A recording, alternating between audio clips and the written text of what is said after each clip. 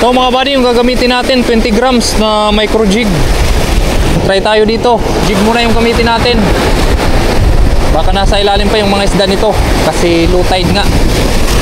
So ayan, try natin. Saktong-sakto mga buddy kasi malakas yung hangin. Pag jig yung gamitin, talagang penetrate yung hangin kahit malakas pa.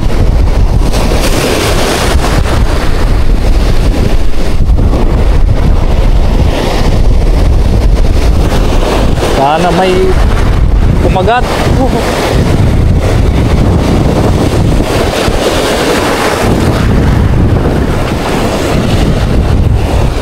Wala sa first cast. Pa-high tide na to mga buddy. Malaki na yung alon.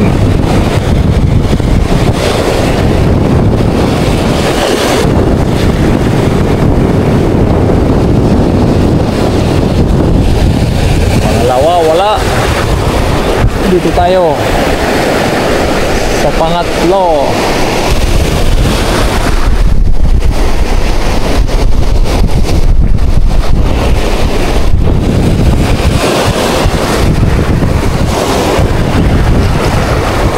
Pangatlo, wala.